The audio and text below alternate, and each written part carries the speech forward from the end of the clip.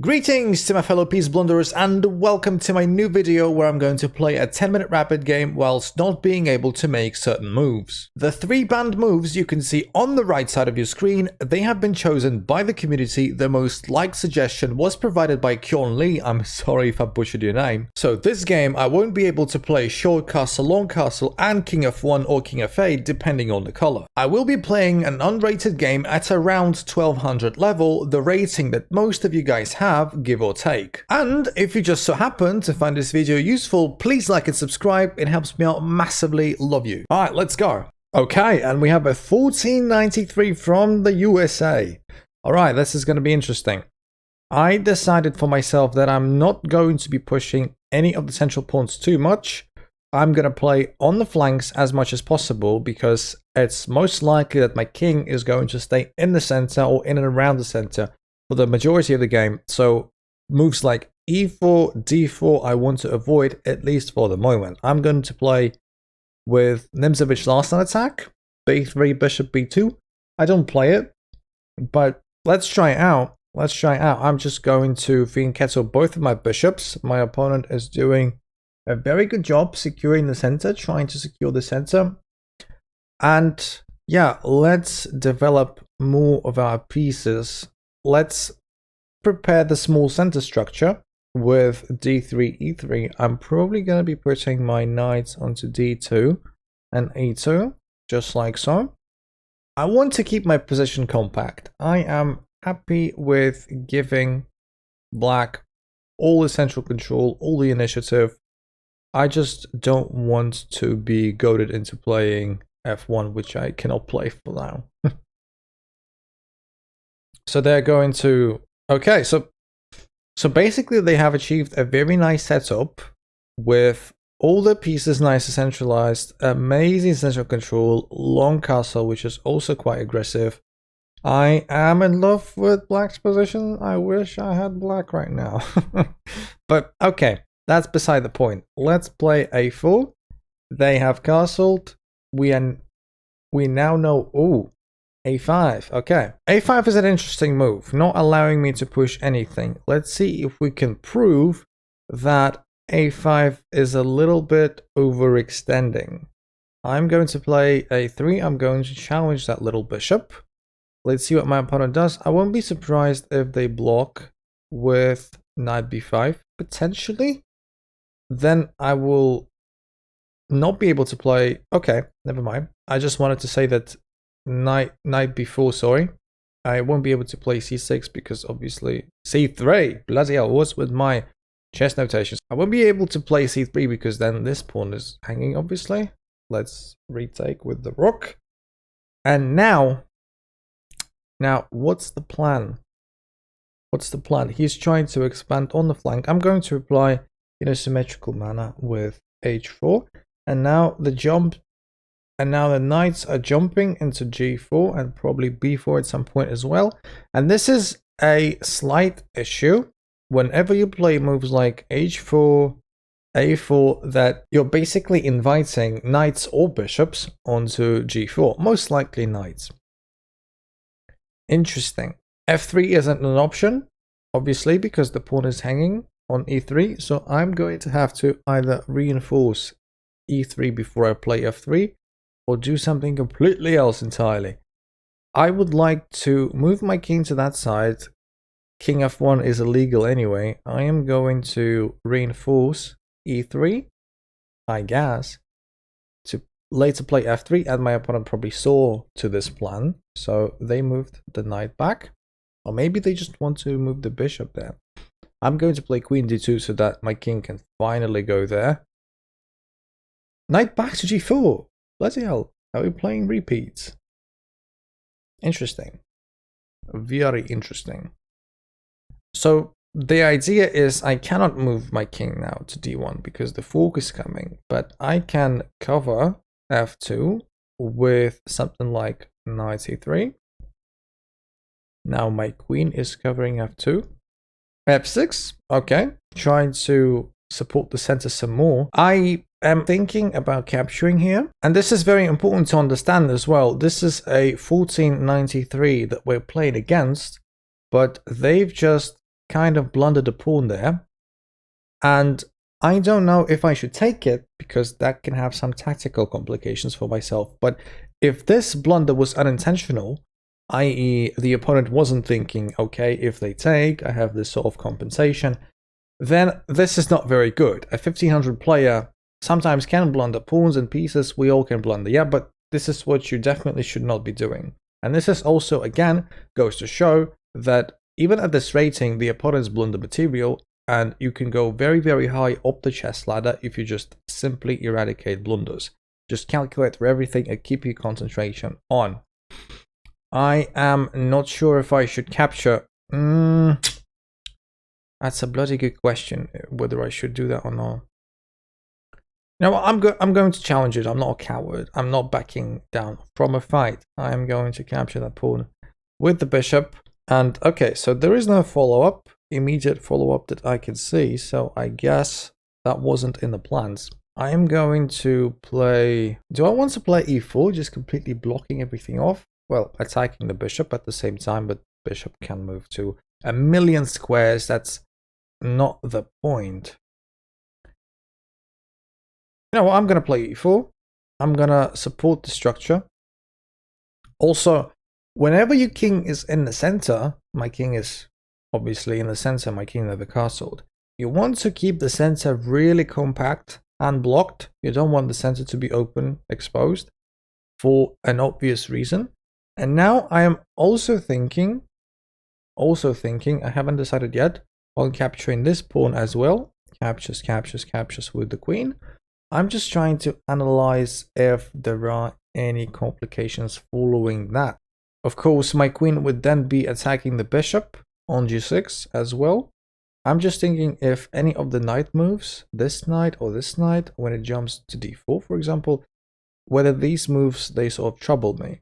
I don't like the fact that the knight can jump into d4, and this is what I was kind of scared of when I played e4.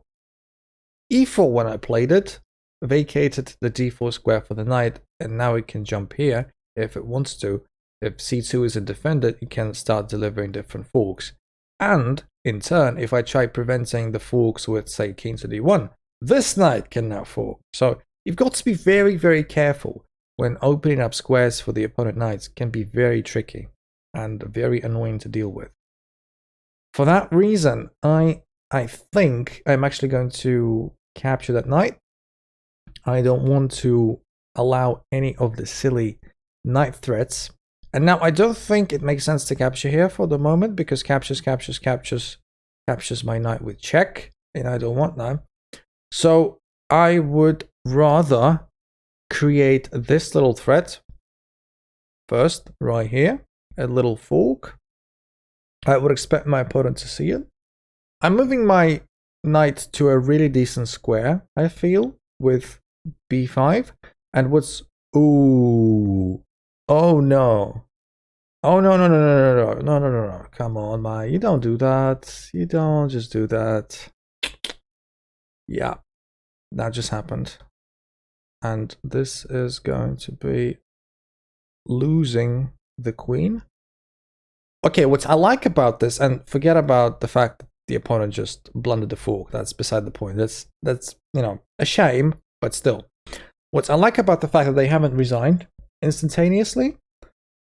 Also, that could be partially due to the fact that I've been playing a little bit suspect so far, and also the fact that I have just above 2 minutes on my clock. I captured that pawn with check, not because I was greedy, but because I wanted to get my queen away from the d file. As long as my queen was on a d file, I was always vulnerable to threats like these. Capturing here, I cannot recapture because my queen is otherwise hanging. I am going to capture here, I believe, as well, this pawn, to have an open file, sorry, a semi-open file for my rook. And now I need to play a little bit faster. I need to be a bit more cognizant of the fact that I don't have too much time. I'm going to develop my knight here. I need to start developing my pieces. My rooks are not the best, but this rook can get really good and really effective when I start pushing this pawn up the board.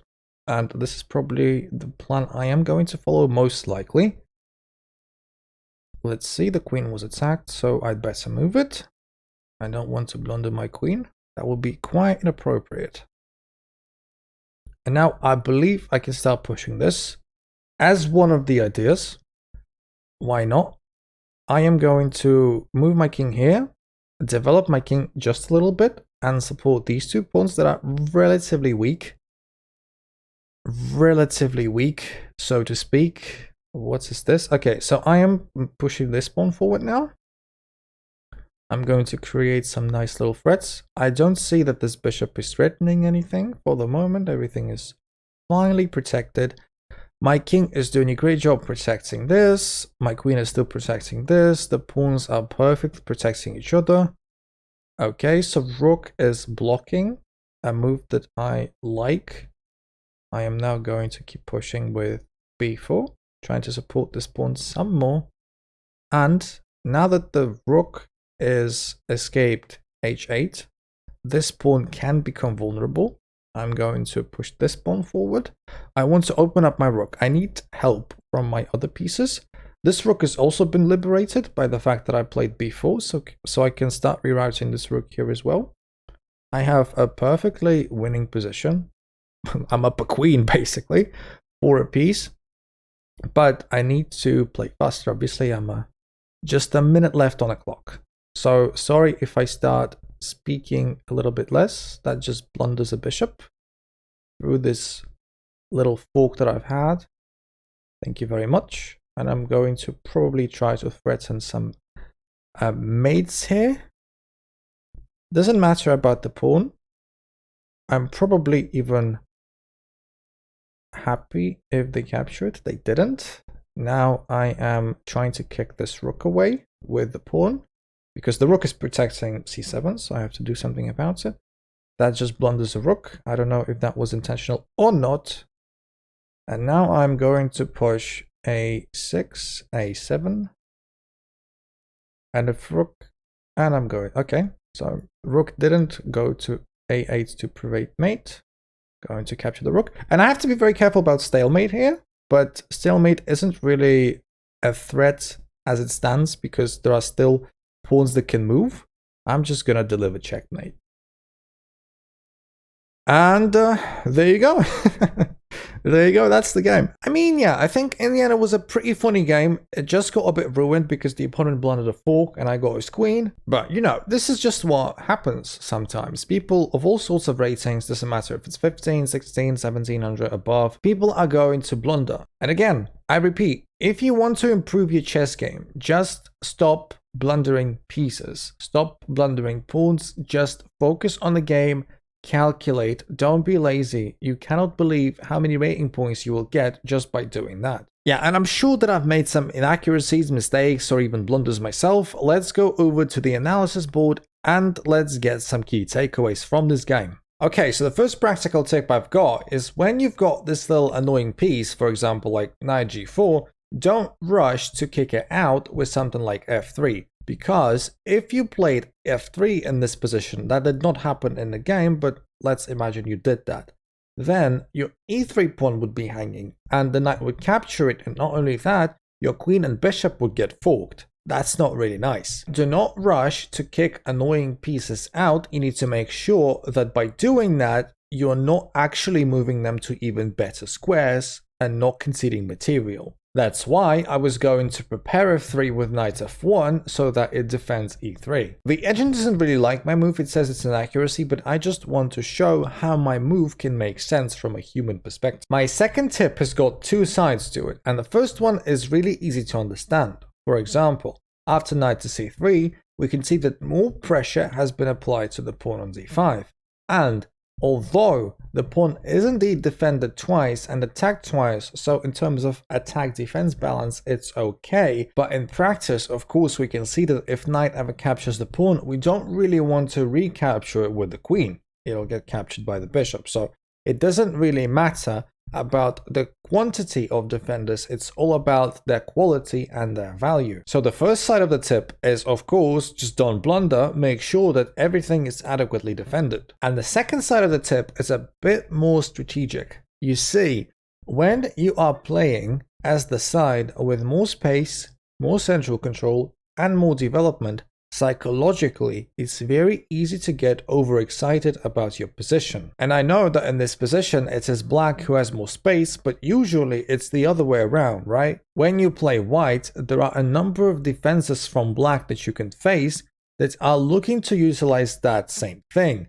your own space advantage. For example, the Modern, the Pierce, the Alakine, all of them are saying to white, hello white, I'm going to allow you create your center, I'm going to get you really excited, and then you're going to either overstretch, miss some tactical trick, or straight up blunder, and I'm gonna smash open your center and win the game. So whenever you are the side that has more space and more central control, just don't get too optimistic. Don't overstretch yourself. Make sure that your center is solid so that it doesn't get broken apart. Because in most cases, when it does get broken apart, you just lose. Probably the main one, of course, when the opponent knight is in the vicinity of your king and queen or rook or anything else that's valuable. Always look for forks coming with checks and captures. I'm sorry, but for a 1500, my opponent has to do a little bit better, not missing knight a7 check coming with a fork. However, I may be able to explain why this thing happened in the first place. If we go a couple of moves back, let's have a look at what moves black played from this point. f6, g5, bishop g6, queen takes c6, and now takes on h4. 4 of the 5 moves that I've just showed you have been played within that little 4-on-4 square. So it's on some level understandable that he got a little bit of tunnel vision and completely missed out on this part of the board. And this is not the first time me talking about tunnel vision, but I have to reiterate it again. Do not get tunneled vision. Just because you're making most of your moves recently on one side of the board does not mean that the other side of the board is now completely irrelevant. And now here, when I finally captured the queen, something that I really liked about my opponent is that they did not resign. I am indeed up a queen for a piece, but I do not have that much time left. I've been playing quite slowly this game, so there is no reason for black to think that I will 100% not mess up in time trouble. Very good decision by black. And that is going to be it, my favorite unintentional gambiteers. Let me know your thoughts in the comments. Don't forget to like and subscribe, and as per usual, may all your chess moves on the board be exclam moves, and have an excellent day. Love you guys. See you in the next one.